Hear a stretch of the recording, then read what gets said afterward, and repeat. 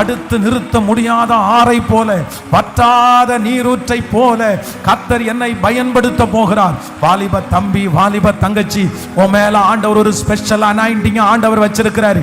அந்த அனாயிண்டிங் இப்ப ரதத்தோட உன்னை சேர்க்க போகிறது.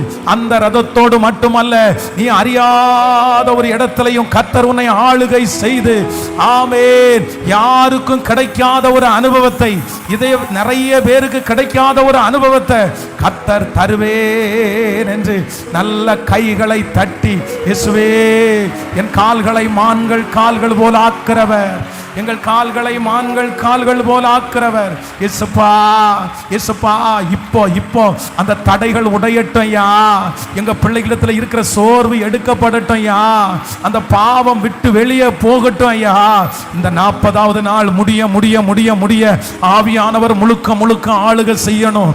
இப்போ அவங்க காலு பலன் அடையணும். அந்த ரதத்தோட சேர்ந்து ஓடுகிற அளவிற்கு, எதுவுமே தடுத்து நிறுத்த முடியாத அளவிற்கு உங்க அக்கினி, உங்க அக்கினி, உங்க அக்கினி இந்த பலிபீடத்திலிருந்து இப்போ பற்றி பிடிச்சு உன் ஓட்டம் இன்னும் முடியல, உங்க தரிசனம் இன்னும் முடியல, நீ வேகமாய் போ.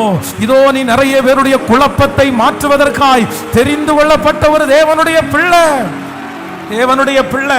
அந்த அக்கினி, அந்த அக்கினி ஆன்லைன்ல கேட்டுட்டு இருக்கிறவங்க மேலையும் இந்த 100வது நாளில் இயேசுவே வல்லமையா இறங்கி வருவீராக.